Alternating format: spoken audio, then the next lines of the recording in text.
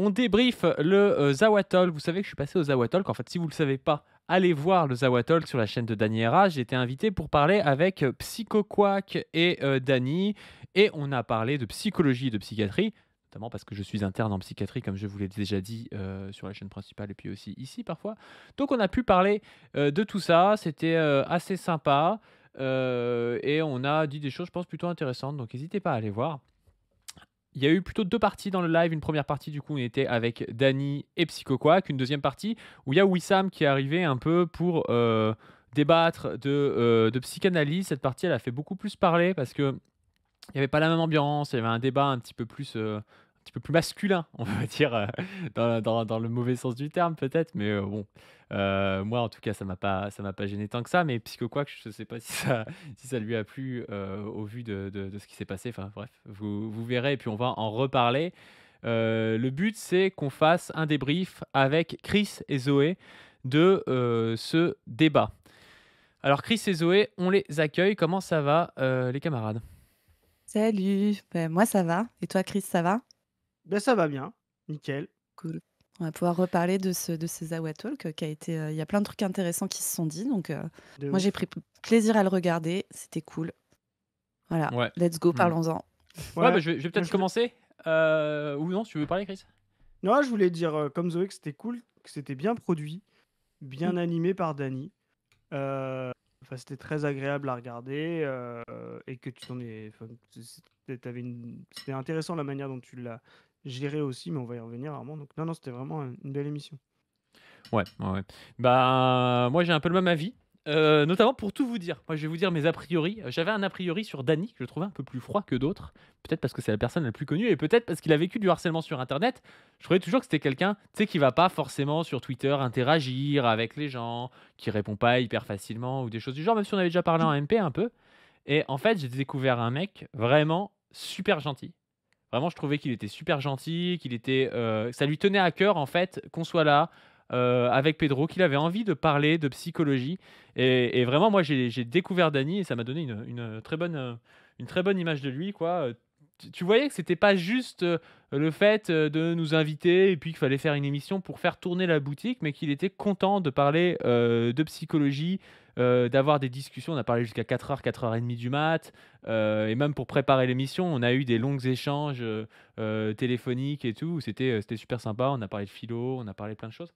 Donc bref, j'ai été assez content de cet aspect-là et puis à l'intérieur du débat, je pense que j'ai pu porter une ligne à la fois critique, de la psychiatrie parce que je pense que la psychiatrie, c'est quand même un secteur, qui est critiquable, notamment parce que c'est un secteur de contrôle, hein, de la population, historiquement, mais même encore aujourd'hui et parce qu'il y a plein de choses qui sont parfois vécues comme des violences, par des gens, comme des dominations en psychiatrie et il fallait en parler. Peut-être qu'on aurait pu parler de plus de choses, notamment je trouve qu'on n'a peut-être pas assez parlé de tout ce qui est, de l'ordre de la schizophrénie, des troubles, délirants, des troubles où vraiment, bah, il y a une spécificité, psychiatrique de ces troubles, et où des fois on se demande comment on peut aider ces gens au mieux, sans passer par, je sais pas des traitements, sans passer parfois par même de l'hospitalisation ou des choses comme ça. Je trouve qu'on en a pas parlé beaucoup, mais peut-être qu'on n'a pas parlé beaucoup aussi parce que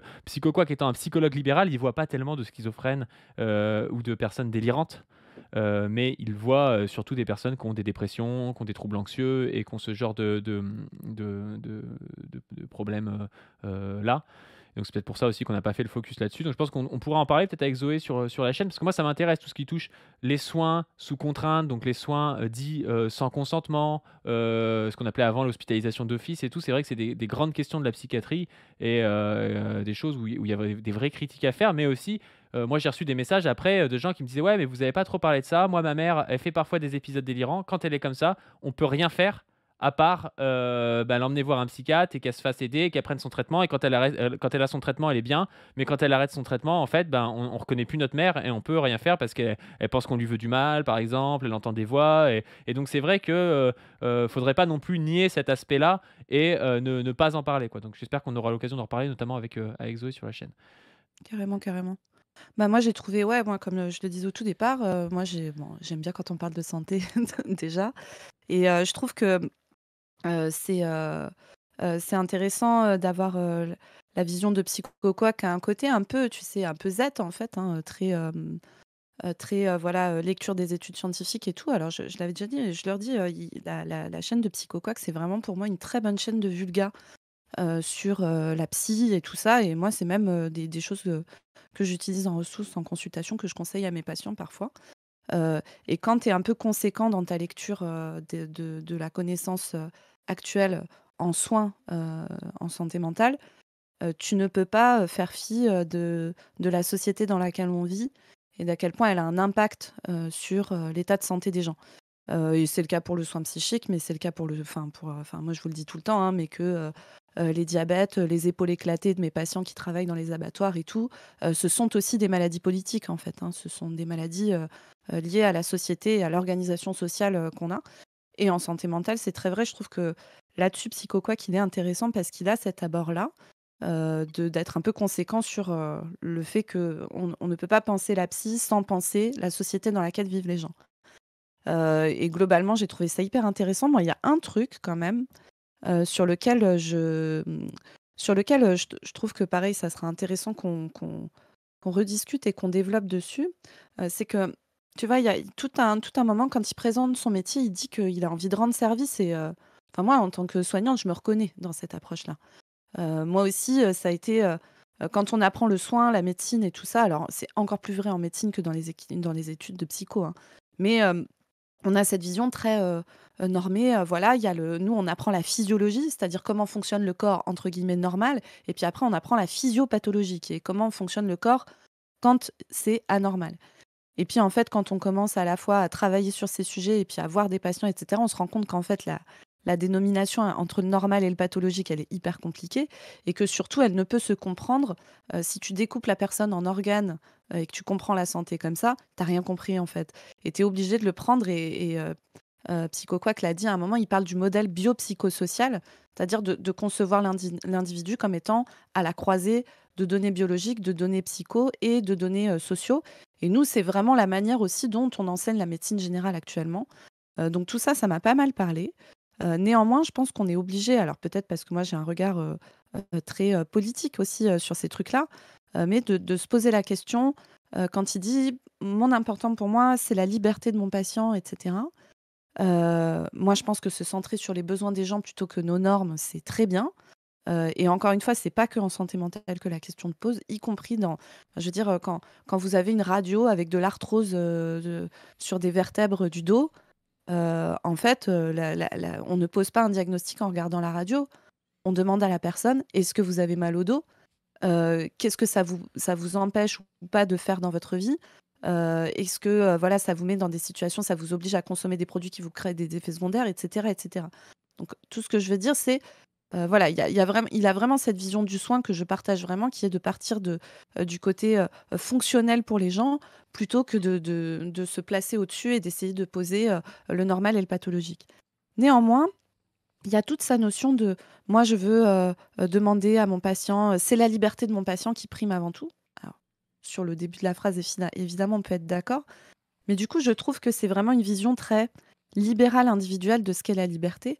Parce que moi, quand un de mes patients, qui a, 40 ans, a l'épaule, éclatée, par son travail, d'ouvrier en abattoir ou d'ouvrier, du bâtiment en maçonnerie, quand il vient me voir, 6 mois après le début de sa douleur, au moment où sa douleur est déjà très, très, très installée, voire même les tendons sont rompus et donc ça va être beaucoup plus difficile à traiter.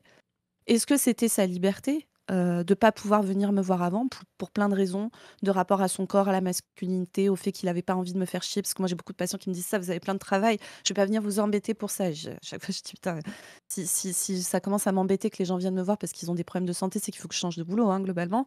Mais voilà, est-ce que c'était sa liberté? Et surtout quand je lui explique qu'en fait, bah, là, l'épaule est très atteinte, et donc il va falloir du temps, un arrêt de travail long avec de la rééducation longue et cetera, pour peut-être pouvoir récupérer une amplitude, pour pouvoir se coiffer le matin et tout ça et qui me dit: «Mais moi, heu j'ai besoin de travailler, si je ne travaille pas, je suis un assisté, et ça et vous imaginez, c'est ma femme qui part au travail le matin et moi je pars pas, qu'est-ce qu'il va penser de moi mon fils?» et tout ça. Est-ce que vraiment c'est la liberté de ce mec de vouloir absolument retourner à l'abattoir, couper des demi-cochons à la chaîne, au point où on lui a détruit son corps, au bout de moins de 20 ans de travail. Tout ce que je dis là, moi, je dis pas ça pour dire que c'est pas bien que mon patient il pense ça, c'est pas ça. Ce que je dis, c'est que parler de liberté et de liberté de mon patient dans ce contexte-là, quand il est mis dans une société qui l'oblige à avoir un travail où il travaille 40 heures par semaine sur des tâches qui devraient en fait, n'être faites que 20 heures par semaine parce que sinon les corps ne les supportent pas. Qu'on lui a répété toute sa vie que, c'est son honneur à lui, c'était pas de se révolter contre son patron qui le fait bosser dans ces conditions dégueulasses, contre l'industrie agroalimentaire qui le maltraite et tout. Mais son honneur à lui, c'est de continuer à bosser, même s'il a mal, même si son épaule est flinguée, parce que sinon c'est lui qui est une merde et c'est lui qui a un assisté. Où est sa liberté là-dedans? Vraiment, je et donc et moi je dis pas, enfin vous avez bien compris, je dis pas ça contre Psycho quoi qu'en soit. Je dis que c'est important, nous soignants et puis mais même la totalité de la société, de nous interroger sur ces notions-là. La liberté, c'est jamais une liberté absolue, jamais. Et donc, alors encore une fois, moi si mon patient immédiatement, son objectif c'est, de pouvoir soigner son épaule le plus vite possible et tout, je le comprends. Mais peut-être qu'une partie de notre accompagnement dans ce contexte-là, c'est aussi de pouvoir discuter avec lui et de le déculpabiliser sur le fait que, bah, non, en fait, il est blessé.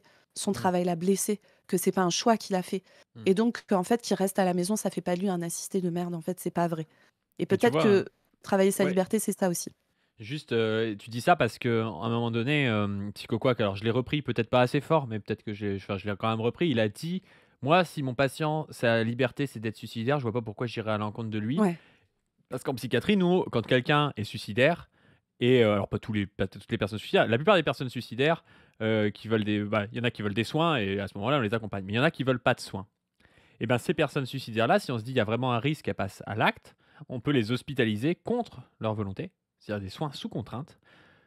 Dans plusieurs, types, il y a plusieurs types de soins sous contrainte. En gros, il y a à la demande d'un tiers, c'est-à-dire, ben, votre, grand frère, votre mère, votre fils, votre sœur, elle vous amène ou elle appelle le médecin et puis elle dit: «Voilà, moi j'aimerais bien faire hospitaliser, mon frère parce qu'il va il risque de passer à l'acte et voilà, c'est irréversible, hein».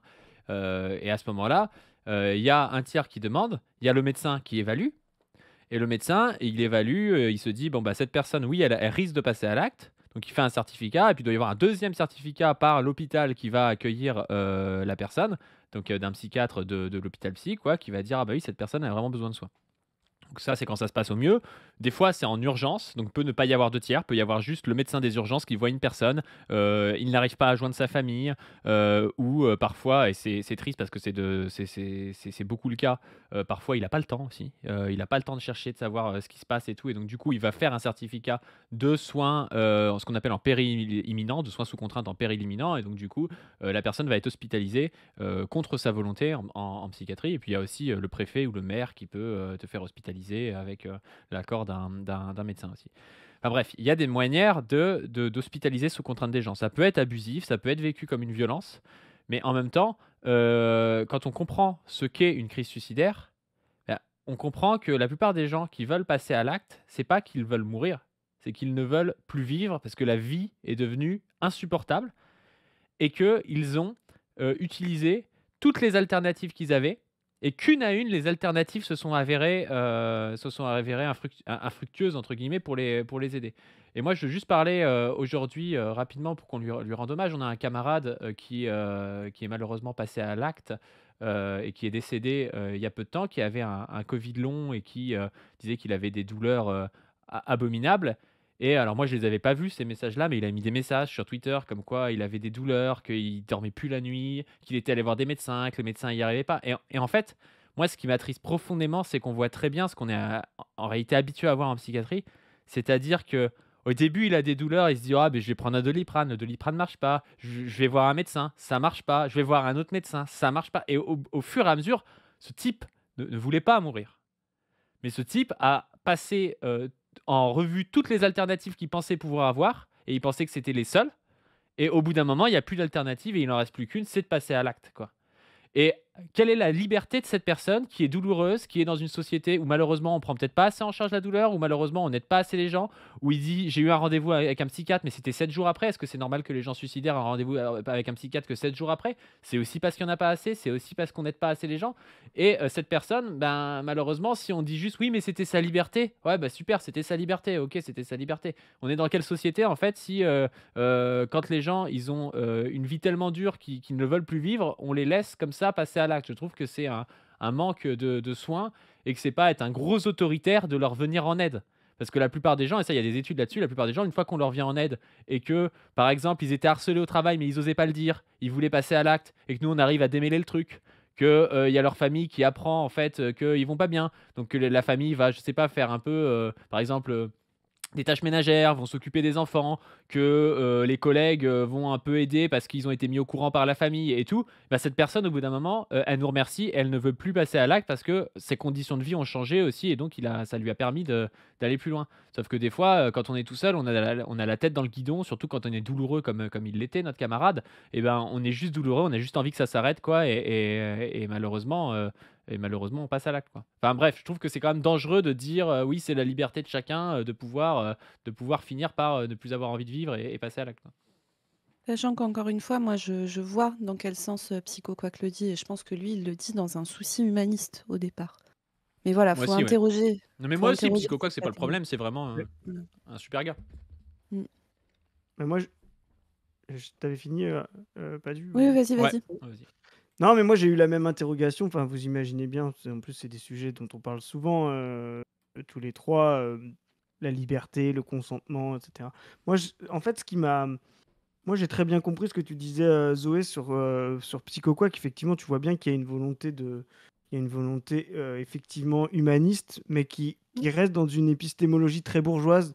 C'est l'individu et sa liberté, comme si l'individu lui-même était capable d'exprimer de manière transparente ce qui est bon pour lui, tu vois, euh, indépendamment indépendamment des contraintes, des structures, etc. Là, on parle de soins, alors c'est toujours un peu compliqué. Et puis en plus, moi, j'ai pas, je connais pas aussi bien que vous, mais on pourrait imaginer ça dans n'importe quel secteur. En fait, il y a des gens qui sont violentés au travail, tu l'as dit tout à l'heure, Zoé, et qui considèrent que non, tout va bien, quoi. Euh, et donc, moi, plutôt que de liberté, je pense que ce qu'il faut qu'on parle, c'est de l'émancipation. Et tu l'as dit, on en a parlé un petit peu, bah, justement quand on débunkait des libertariens, pas du. Cette notion d'émancipation, elle est intéressante. Pourquoi? Parce que elle ne fait, contrairement à des choses qui sont extrêmement normalisantes, c'est-à-dire des bonheurs normalisés par le haut, de manière imposée, qui peuvent être très violentes, ça veut dire qu'ils vont faire fi de l'individu. L'émancipation, c'est toujours se poser la question de qu'est-ce qui empêche les individus? C'est-à-dire de se poser toujours le rapport entre qu'est-ce qui serait bon pour un individu, ce que lui veut, et là-dessus, je pense que c'est un bon postulat de départ, d'écouter la personne, ce qu'a dit Psycho Quack, mais de se dire, mais en fait, est-ce que ça, c'est seulement ce qu'il veut ou c'est parce qu'il y a tout un tas de choses qu'il n'ose même pas vouloir ou n'ose même pas exprimer parce que ça paraît impossible, parce que le monde concret paraît impossible. Et l'émancipation, c'est toujours de rendre possible ce qui paraît impossible, ce qui paraît non dissible, ce qui paraît être du rêve, de l'imaginable, de l'imaginaire, etc. Et Et quand tu... juste ça, Wissam, il le dit très bien à la fin. Il dit moi, quand j'étais jeune, je pensais pas que je pouvais devenir doctorant, tu vois. Il Voilà, le dit dans le débat, il dit pour moi c'était impossible. Et donc oui, sa liberté c'était pas d'être doctorant parce qu'en fait il y avait telle domination quand t'es un mec arabe qui vient, je sais pas d'où il vient, tu vois, mais qui vient pas forcément d'un milieu bourgeois et tout, tu te dis pas que c'est possible et donc tu le penses pas. Et il dit à Psycho quoi, qui lui dit bah moi ma liberté c'était que je voulais être banquier parce que je me disais que c'était le maximum que je pouvais avoir hein. de là où j'étais, tu vois. Et il a assez raison sur cet exemple, je trouve. Mais il a raison. Et justement, la question c'est, voilà, qu'est-ce qui fait que ton imaginaire, tes projections, tes volontés sont déjà délimitées. Et pour certaines personnes, enfermées dans la classe, dans le genre, dans la race, eh ben, elles sont encore beaucoup plus délimitées que nous. Et l'émancipation, c'est étendre ces catégories du possible. Et c'est pour ça que je reviens sur ce que tu as dit. Personne ne veut empêcher des gens de mourir ici ou de choisir leur mort ou de choisir le suicide. Euh, mais nous, la question qu'on se pose dans la transformation du monde et dans la transformation des gens, c'est euh, comment on fait en sorte que la vie continue de valoir la peine d'être vécue. Voilà. Et effectivement, ce que tu as dit, Padu, tout à l'heure, c'est non, c'est pas qu'il voulait mourir, c'est qu'il ne voulait plus vivre. Parce qu'à un moment donné, on a réduit tellement les catégories d'émancipation, les catégories de possibilités que cette vie ait le sens d'être vécue, ait les possibilités concrètes, ait du goût, produise de la volonté d'y vivre, que bah, effectivement la mort devient presque la seule des réponses. Et notre tâche à nous dans la transformation du monde et dans la transformation des gens, c'est vraiment de penser l'émancipation qui me semble beaucoup moins restrictive à l'individu que ce qu'a exprimé Psycho Quack, et qui empêche aussi, parce que l'émancipation, elle est forcément un travail de penser l'altérité, etc., qui évite aussi de penser simplement des formes extrêmement dogmatiques de penser le bonheur en disant, bon, ça c'est le bonheur, et puis on l'impose à tout le monde de cette manière. Enfin, je ne sais pas si c'est clair, mais je voulais mettre en avant cette catégorie d'émancipation parce qu'elle permet en fait de sortir de cette logique de liberté, à mon sens. Bah, carrément, et puis il y a un détour par le collectif aussi là-dedans. Tu vois, nous, quand on prend en charge, là, on a pris en charge une dame il y a pas si longtemps, là où je travaille. La meuf, elle a toute une histoire de parcours migratoire, de violence, de VSS. Je dis ça, c'est pour le robot YouTube, mais des choses graves, imaginez. Et puis là, elle a un travail, je crois elle a un doctorat ou un truc comme ça, tu vois. Elle est très formée et tout, alors qu'elle vient d'un pays d'Afrique, que c'est pas si évident de se faire une place en France et tout. Et elle arrive à son travail, et à son travail, il y a du harcèlement sexuel. À son travail, il y a en fait tout un tas de choses qu'elle a déjà vécues. Et même quand tu as fait tes études et que tu arrives et que tu es en France, tu as encore ça à subir. Tu as ça, plus tout le côté domestique, tout ça et tout. Et en fait, cette dame, elle est seule face à tout ça. Et le rôle du soin aussi qu'on a, c'est de l'apprendre. C'est-à-dire que le collectif dise, bah non, mais nous, on peut t'aider, tu vois. On peut t'aider à voir les choses différemment. On peut t'aider à faire des démarches si tu en as besoin, à porter des plaintes si tu en as besoin. On va t'accompagner là-dedans pour faire au mieux et que tu vois les choses différemment. Et quand tu es tout seul face à une structure, parce que c'est ce qu'elle m'a dit, cette dame, elle m'a dit, mais vous savez, porter plainte, ça sert à quoi? De toute façon, il va falloir 3 4 ans pour que ce soit jugé, j'ai pas de preuves, ça va être parole contre parole. Tu vois, t'as tout un tas de structures de domination où tu es tout seul, en fait, quand tu es un individu. Et le soin, c'est aussi une prise en charge collective de ces problématiques-là, avec des gens qui vont te conseiller, des gens qui vont t'enlever aussi la faute, parce que tu as l'impression que la faute est sur toi, surtout quand tu es une meuf et que tu te fais harceler sexuellement, c'est toujours parce que tu es habillé comme ça, parce que machin et tout. Et tu as des gens qui te disent non, non, nous on est habitués, on est des professionnels du soin, des gens comme toi, on en a vu plein en fait, et à chaque fois c'est pareil, c'est les mêmes mécanismes dégueulasses d'emprise, c'est toujours ton supérieur hiérarchique, c'est toujours ces choses-là, tu vois. Et le détour par le collectif est important dans la dimension du soin. Or, dans la dimension du soin que amène Psycho Quack, on croirait que le soin, c'est juste un individu qui choisit ou non, quoi, de venir se faire aider par un thérapeute, tu vois. Et je trouve qu'il manque cette dimension-là. Et pourtant, il parle de parce qu'en fait, je pense que le fond, c'est que Psycho Quack, il est sur, les grandes lignes dans les manières de soigner les gens, d'accord avec nous, hein. Et il parle de santé communautaire, tu vois? Il parle de tout ça, donc les santé communautaires. Il parle du fait, qu'il faudrait, lui, il dit démédicaliser. Alors je vois un peu ce qu'il veut dire parce que moi d'ailleurs, vous devez l'entendre, mais moi souvent je me présente comme soignante et pas comme médecin. Parce que je trouve qu'il faudrait, voilà, décloisonner les métiers de soins, et puis surtout casser cette place extrêmement, dominante du médecin par rapport à ses patients, mais par rapport aux autres professionnels de santé aussi, et même aux autres, voilà, au médico-social, aux proches des patients, enfin à toutes les personnes qui sont impliquées, dans le fait de faire aller mieux quelqu'un. Et souvent lui il dit, «Moi je fais pas du soin», à un moment il dit ça, il dit, «Moi je fais pas du soin, je suis là pour aider». Et en fait, moi, ça me fait réfléchir à cette notion du care, tu vois? Parce qu'en fait, nous, soigner, ça peut vouloir dire, cure, c'est-à-dire, guérir, si on devait, voilà, et tenter une traduction, en tout cas au sens de vraiment guérir la maladie, soigner la maladie. Et ça peut être aussi soigner au sens de care, c'est-à-dire prendre soin, des autres et de quelqu'un.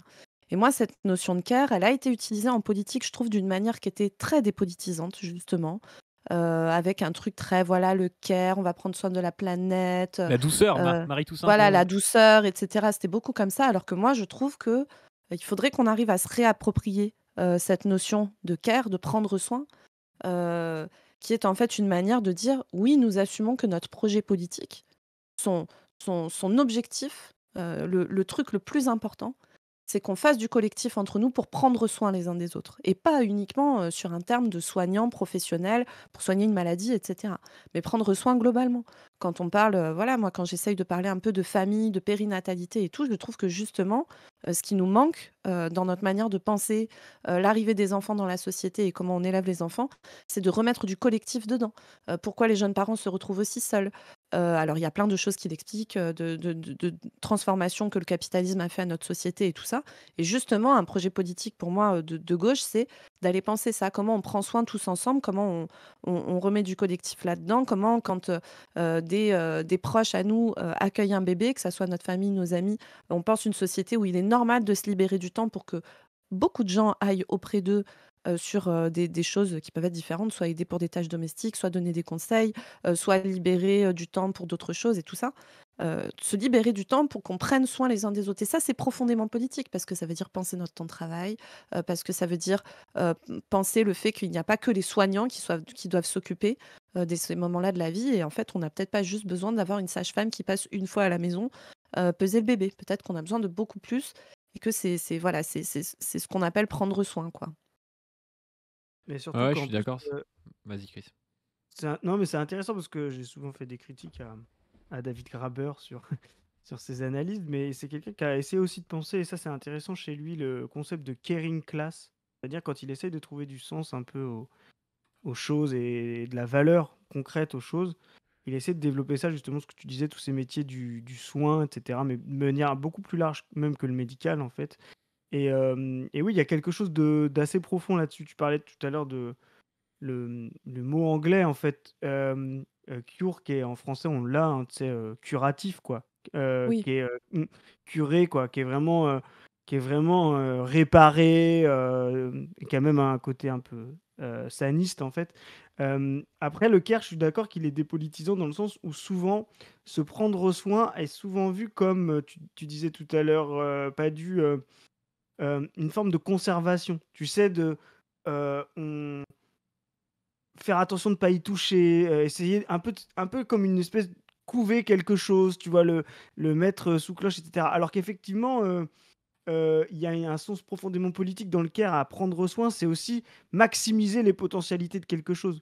Quand tu prends soin de quelque chose, c'est pas simplement que tu veux le laisser dans l'état dans lequel il est, de manière défensive, et cetera. C'est aussi de savoir qu'à l'intérieur, il a une dynamique et qu'il peut exprimer beaucoup plus. Prendre soin d'un enfant, par exemple, ou prendre soin d'un ami, c'est pas le laisser tel qu'il est et puis, faire en sorte qu'il bouge plus et que, et rien ne lui arrive, enfin, je sais pas si vous voyez ce que je veux dire? C'est faire en Mmh. sorte qu'il maximise ce qu'il peut être, ce qu'il a envie et là, on rejoint la notion d'émancipation et il faut vraiment qu'on utilise cette notion de care, non pas dans la solution conservatrice qu'elle peut avoir. Attention, comme on pouvait avoir, une espèce de vision précautionneuse, en fait, Mmh. mais non, comme vraiment une maximisation des potentialités et vraiment, bah, de rejoindre l'idée d'émancipation. C'est de faire le mieux, le plus par rapport aux attentes des individus et par rapport à leurs projections, individuelles.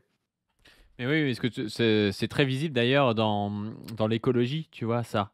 C'est pareil, tu vois, il y a des gens qui considèrent que l'environnement, c'est un truc auquel il faut pas toucher, tu vois? Il faut le préserver, il faut, on a détruit l'environnement, c'est une vision qui est presque réactionnaire, tu vois? Alors qu'il y a une vision, de l'écologie qui n'est pas une vision d'un environnement fixe et statique qui aurait été mieux avant et qui serait moins bien après, tu vois? On peut prendre soin de l'environnement parce que aussi on est en interaction avec l'environnement sans forcément être dans une vision conservatrice de l'environnement, tu vois? Et je pense que étant donné que le care a été une vision très utilisée par, un certain type d'écologie, comme ça, libérale, parfois avec des tendances, un peu conservateurs, un peu réac et ben oui, le care a été instrumentalisé dans ce sens-là, mais il y a pas de raison qu'il soit toujours instrumentalisé dans ce sens-là, quoi. Ouais, ouais, moi j'ai envie qu'on enfin bref, on va essayer là dans les prochains mois de reparler un peu de cette notion de care là et de voir comment on peut, se l'approprier, sur un projet politique de gauche. Moi ça va avec, toutes les réflexions encore une fois, enfin que je vous partage parfois, hein, mais que je me fais sur, essayer de penser la famille à gauche, penser la place des enfants dans la société à gauche, essayer de sortir des visions, on va dire, soit, conservatrices, soit, réactionnaires qu'on a de ces trucs-là. Parce que c'est des choses qui sont, éminemment politiques encore une fois et qui sont, absolument nécessaires si on veut penser un projet, collectif, qui intègre tout le monde, sans hiérarchisation, entre les personnes. Donc voilà, on va essayer de bouquiner là-dessus et d'aller en parler, ensuite. Ouais, je finis juste en plus, on a une autre chose qui est tu parlais justement de les enfants, tu sais qu'il y a aussi un presque, empêchante quoi. C'est-à-dire à un moment donné, tu vois, il y a aussi une vision de la précaution et du soin qui est empêchante. C'est-à-dire, je disais tout à l'heure, faut toucher à rien, qui est dans la limite. Non, il faut se restreindre, il faut empêcher et là, on va même rejoindre justement, ce qu'on essaye de développer en parallèle, hem tous ensemble sur l'idée de la pénurie. C'est-à-dire que il faut se limiter, il faut se restreindre, il faut s'empêcher, il faut ne pas s'émanciper, ne pas limiter ses aspirations pour faire en sorte que ça tienne et ça c'est vraiment des structures mentales contre lesquelles il faut se battre, qu'il faut transformer pour pouvoir avoir un monde bien plus, comment dire? Je sais pas comment dire, mais vivable, voilà. Mais Mmh tu mh. vois, en plus ça va bien justement, Psycho Quack pour le coup n'est pas du tout là-dedans et c'est intéressant quand il dit: «Bah moi si j'ai quelqu'un, qui, veut faire ça dans la vie et que c'est un truc où, tout le monde considérerait que c'est débile ou que c'est un projet voilà, bah moi je vais l'aider à faire ça» et pour le coup, il rentre pas dans ce care empêchant et tout. Lui, si la personne veut prendre des risques pour être, joueur de je sais pas quoi pro et que ça doit passer par, des efforts et tout, bah lui il dit: «Bah si c'est son choix, il faut le faire». Donc c'est dans un sens, tu vois, on est d'accord avec lui sur ça. Et juste, je voulais aussi dire avant que tu rebondisses que je l'ai pas dit, mais au-delà de Dany, vraiment que j'ai apprécié, Psycho Quack aussi, je l'ai beaucoup apprécié. C'est vraiment un très bon gars.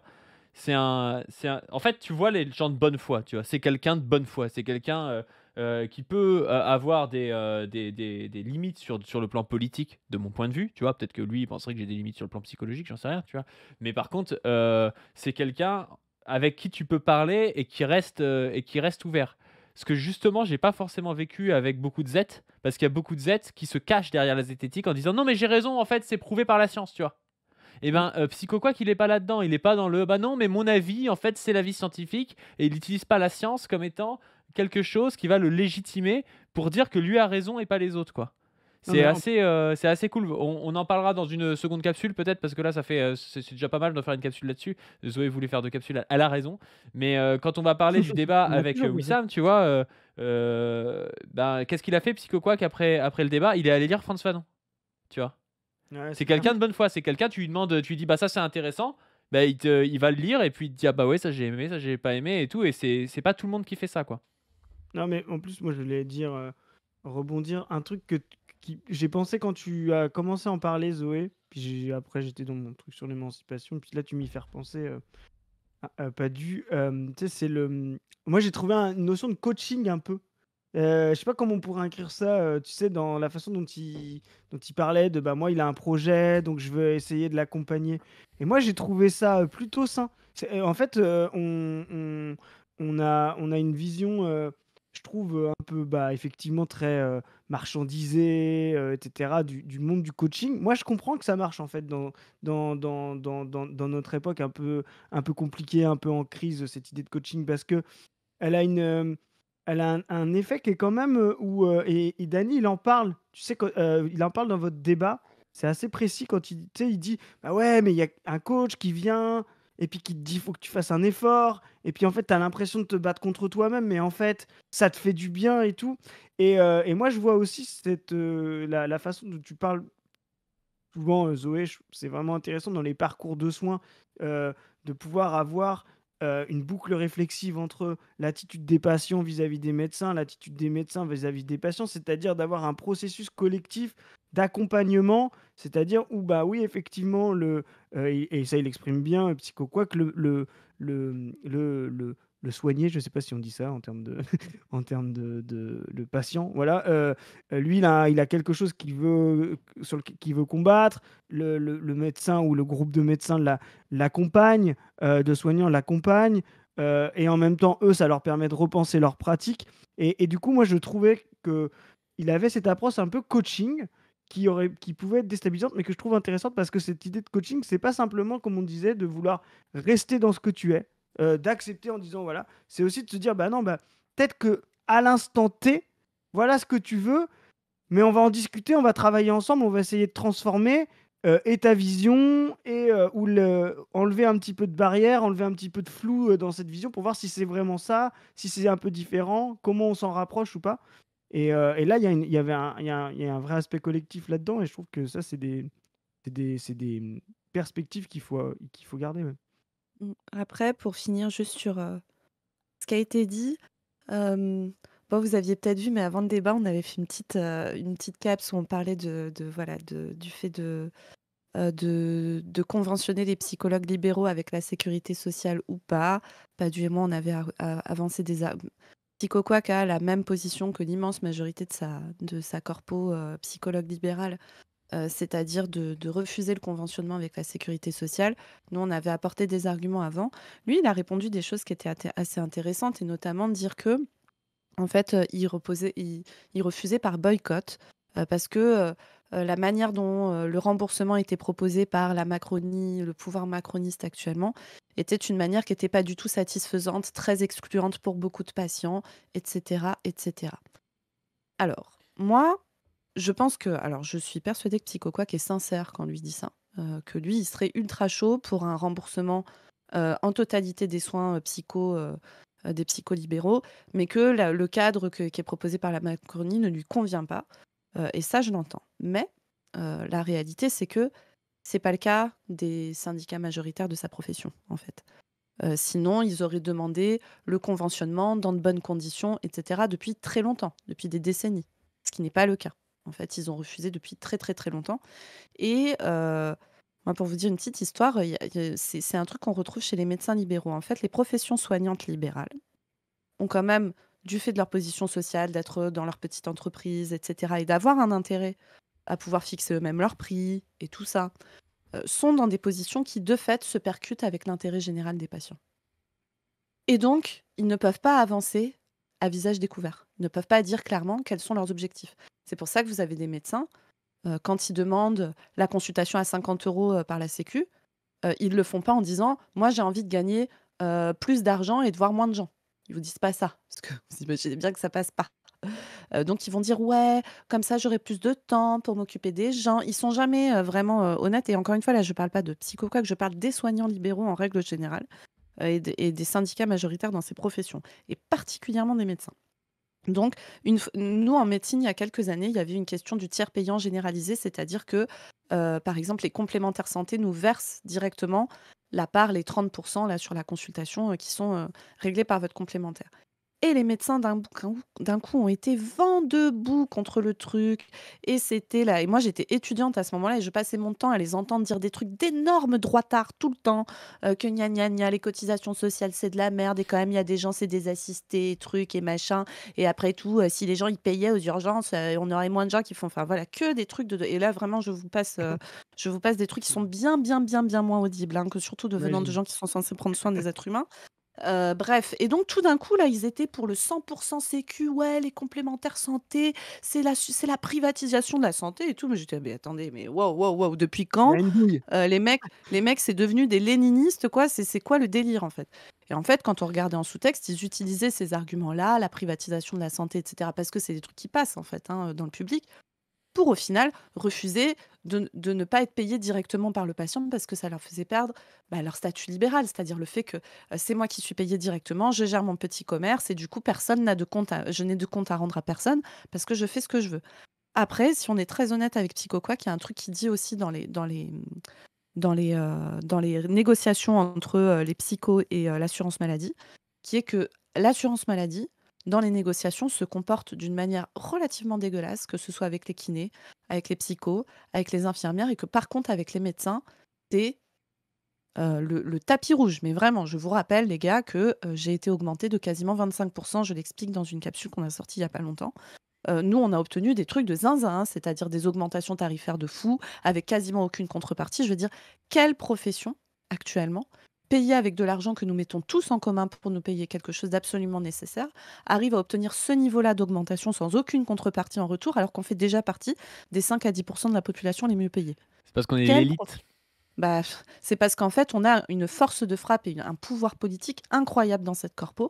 Ce qui, du coup, moi, me met dans Symbolique une aussi. colère de dingue parce que si on utilisait cette force de frappe, ce rapport de force ultra favorable pour ne pas gérer nos petits intérêts corporatistes et augmenter nos rémunérations et tout, mais pour collectivement essayer d'améliorer l'état du système de soins, putain, mais le poids qu'on aurait. Et donc là-dessus, Psychoquac, il a raison dans le sens où les négos, quand t'es pas un médecin face à l'assurance maladie, c'est pas simple. Et je comprends hein, tout ça, mais moi je continue à dire que si on veut changer les choses, le fait que les psychologues soient chacun des petites entreprises libérales, individuelles et tout, pour créer un projet collectif et révolutionnaire qui est absolument nécessaire, et c'est ce que Psychoquac disait aussi, ça va être un petit peu technique, hein. Bah, Mais c'est juste juste, je voudrais impossible. revenir moi sur le côté coach qu'a dit Chris. Pour dire, c'est vrai que Psychoquac qui prône un peu des trucs des fois qui sont assez marrants. Moi, je l'ai entendu dire en live, ouais, bah moi quand j'ai un gamin qui arrive et qui me dit, ouais, moi j'ai du stress de performance quand je fais des compétitions. Il dit, bah moi je lui dis que je suis pas le plus, c'est pas moi qu'il faut aller voir particulièrement et tout. Il met le gamin en contact avec un gars genre qui est champion de tir à l'arc, alors que le gamin fait du tir à l'arc, tu vois, qui sait gérer son stress et tout. Et c'est vraiment des méthodes qui s'inspirent à la fois de la pérédance, de choses comme ça. C'est des méthodes Mm, qui sont au final très fines, qui marchent beaucoup mieux avec le mm. gamin que d'avoir un vieux psychologue ou un vieux psychiatre qui est là à t'écouter, à te demander si papa, maman, je sais pas trop quoi, si ton anxiété vient de là, tu vois. Et je trouve que que c'est des méthodes assez innovantes et assez intéressantes, je trouve. Ouais, Et bien puis sûr, tu demandes en santé plus. communautaire, père aidance, les patients experts, les patients enseignants auprès des soignants, ça c'est l'avenir, hein, d'essayer de décloisonner les savoirs sur le soin et la possibilité de prendre soin, de ne pas les réserver à une petite caste sous prétexte qu'on a eu un diplôme et tout, mais le penser de manière, encore une fois, collective, quoi. Et puis, et puis c'est aussi, moi je connais moins tout ça, mais c'est aussi, tu vois, c'est intéressant ce que tu dis de quelqu'un qui rentre par le prisme médical d'aller voir un psy, un enfant pour. Et en fait, ça se trouve, comme tu dis, c'est d'aller pratiquer un sport ou de faire autre chose qui va l'aider. Tu vois, c'est de se dire toutes les solutions aux angoisses ou à plein de formes de problématiques d'équilibre psychique ne sont pas forcément des réponses médicales, quoi. Et cette idée de communauté, de communauté, c'est pas simplement la communauté des soignants, mais c'est aussi comme tu dis, d'avoir connaissance de, bah voilà, tel type de pratiques sociales, associatives, sportives, etc., vont aider aussi à résoudre des problèmes d'équilibre psychique. Et donc là, on revient sur ce qu'on a dit, de transformer les rapports sociaux pour que les gens ils aient un maximum de possibilités de vie, qu'ils puissent faire un maximum de choses, de différentes activités. On l'avait dit, je recite la vidéo là, mais sur les libertariens, on était parti de trucs assez bidons, mais on avait des choses intéressantes. Bah, c'est ça aussi quoi, qu'on veut dans le monde, c'est de faire en sorte que les gens ils soient pas réduits à leur sexe, leur genre, leur classe, etc., à leur spécialisation dans le travail, qui puissent faire un maximum d'activités. Bon, bah, vous le savez très bien. Toi, c'est ton domaine de prédilection, le développement pédopsychiatre. On le sait que maximiser les activités, c'est maximiser les potentialités, quoi. Yes, yes, yes. Bon, on va s'arrêter là-dessus et on fera une deuxième capsule sur ce que vous attendez tous, ce à quoi tout le monde a réagi, c'est-à-dire le débat musclé entre Wissam et Psychoquac, entre Wissam et moi. Et puis les réactions postérieures de Raz notamment, de Dany qui était pas forcément d'accord sur tout ça. Donc on va en parler dans une autre capsule. Et sur ce, n'hésitez pas à vous abonner à cette chaîne, à ma chaîne Padu, à la chaîne de Dr Zoé, à aller voir les Twitter, les Blue Sky, le site internet de Position Revue, mon Instagram Padu. Et sur ce, on vous dit à plus. À plus tout le monde, salut. Salut!